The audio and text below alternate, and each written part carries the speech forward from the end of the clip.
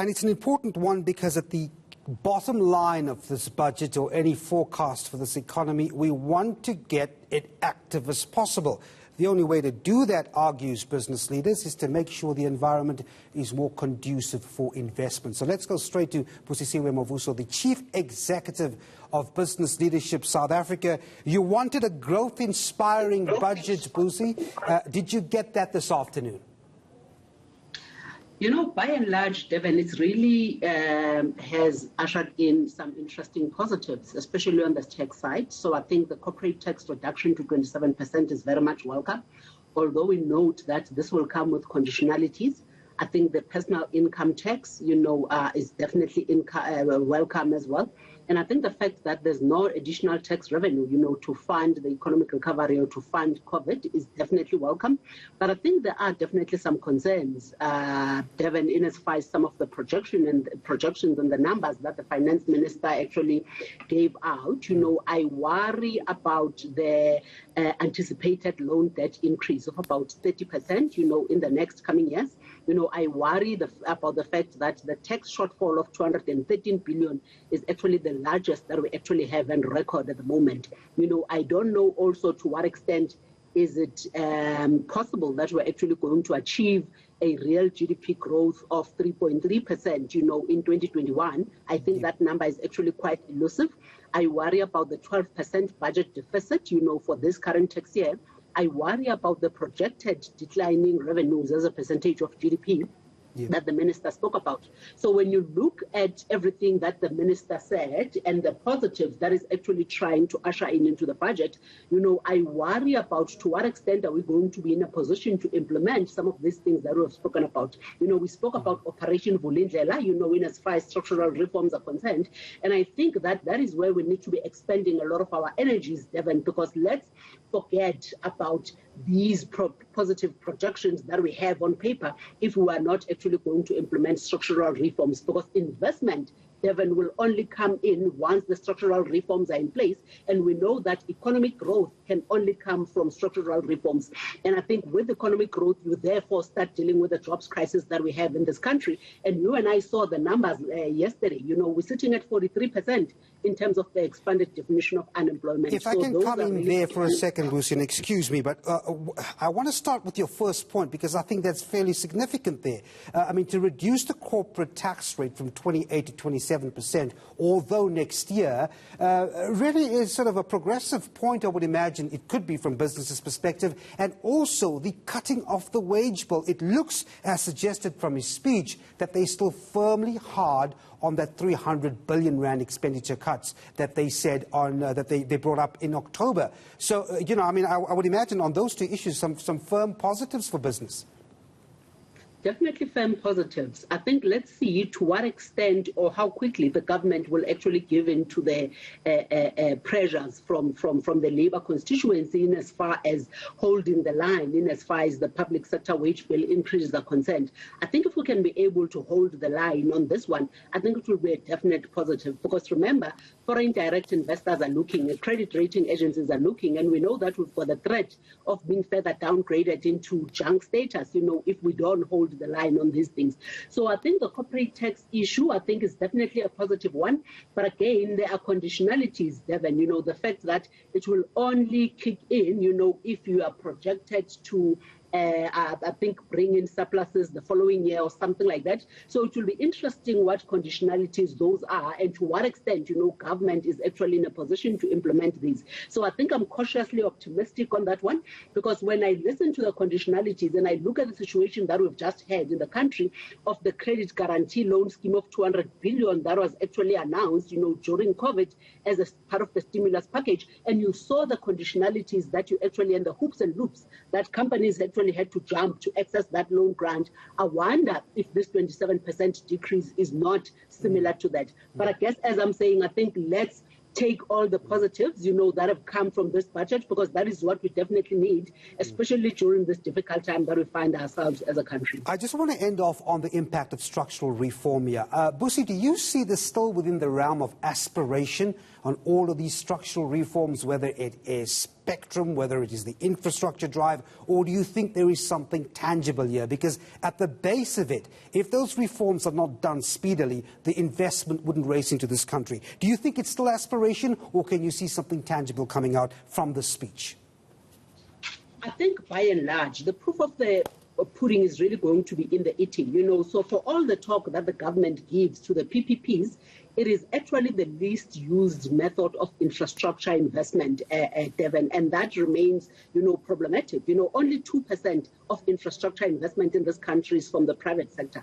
So government still thinks that, central to the infrastructure project has to be government. And I don't think that this is the right thinking because we don't have the money to do so as a country. All right, Busi Mavuso, the Head of Business Leadership South Africa, thanks very much indeed for your time. Another issue here is that tax shortfall. We thought it would be 300 billion in October. It's now sitting about 100 billion lower than that. We've got the Tax Commissioner, Edward Kieswetter, with you, Lindsay Dentlinger. Perhaps we can get a word on what he thinks of this shortfall. We most definitely are, Devon. He's standing right behind me, and as you put it, I'm going to get straight to it. As my colleague Devon Murrigan in Joburg, wanting to know from you, Mr. Kieswetter, tax revenue more than expected, but still a very, very big shortfall. Where to from here? Well, I think first of all, the tax revenue reflects the state of our economy. A year ago, when the minister made the announcement, then we were talking about an economy that would expand by 5.4%. We're now talking about an economy that is contracting by over 7%, which means there's more than 12% delta or change in the assumption. And therefore, understandably, tax revenues will drop. Today, the minister announced that that drop, which in October he announced was around about 313 billion, will only be 213 or thereabout, which means almost 100 billion of additional revenue will be collected. That comes from two things. Firstly, it comes from a recovery which is a little bit better than what we thought, and particularly in some of the corporate sectors, mining, the platinum and gold mining group, off the back of buoyant prices. But also a little bit of an uptick in consumption and other areas. We also see the negative side of that. The second area where we see an increase is our compliance effort is beginning to pay dividends. And so when we do the year-end announcement, we will make a full detailed disclosure about where the areas are that we begin to see additional revenue coming from compliance activities. There were a lot of concerns from pundits that the Treasury might consider introducing those tax proposals that were mooted last year. The minister holding off on that, he says, in favour of economic growth. Is that a worry for you that you don't have additional revenue streams to collect more tax? No, it's not a worry. Firstly, the minister has been consistent that he believes that we have reached a point of inflection as far as the standard taxes are, and that increasing those taxes will not necessarily yield more revenue and also will have a negative effect on the economy. So the minister has been consistent. So today's announcement to reduce by 1% is in line with the trend the minister announced a year ago.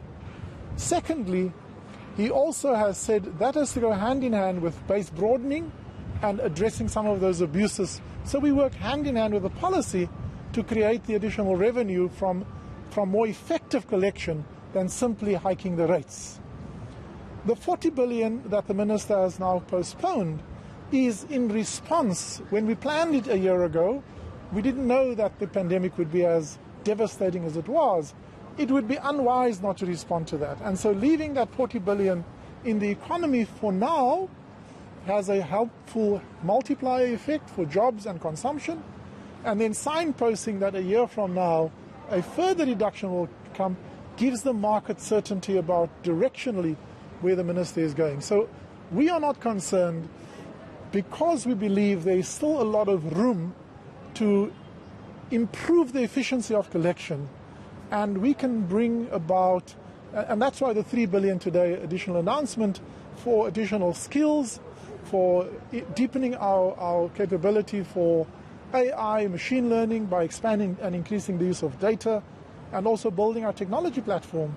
All of those things will help us to be more efficient in our collection and takes the burden off the minister to just look at the rates. Talk us through the thinking behind the corporate tax changes in terms of stimulating the economy and hopefully seeing another uptick, as you saw, better than expected since October? Sure. So, as I said to you, there are areas, particularly in the platinum and gold mining industries, where we have seen not necessarily additional production, but additional sales. So remember, in the early part there was some stockpiling that took place because the mines produced but did not enter into sales. And then the production also was impacted. Now, taking advantage of the price buoyancy, there has been a lot more sale in the mining sectors, and particularly platinum and gold, that has benefited by the cyclicality.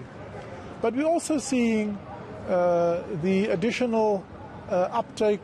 Yesterday, the Statistician General announced, more jobs that have been added. So slowly, even though the economy will remain impaired for the foreseeable future, we are seeing very slow and encouraging steps of an economic recovery. Now, if that continues, it gives the minister the confidence that on the one hand, when companies do well, they will produce more profits, and then you appeal also to their sense of morality, that not all of those profits will simply be hyped off to shareholders, but some of that will be reinvested in creating more jobs and creating more productive capacity, and that in turn, people have the more disposable income, they spend more money, the economy benefits from that, the tax benefits by the additional economic activity, and that's the circular effect that the minister wants to achieve by using tax policy. Now, I have to say, tax policy is a blunt instrument. It's not a fine caliper or calibrated instrument, but it can make a significant contribution. It also gives a signal to the foreign investors that we're trying to create an environment that is more conducive to attracting them to invest in South Africa. So it's a good message for South African companies, but also for foreign investors. Thank you very much for your time, Mr. Kisweta. Tembekile, so there you have it. Despite that deficit in tax revenue, the Commissioner there not too concerned, saying that these measures put in place should hopefully stimulate the economy and encourage investment.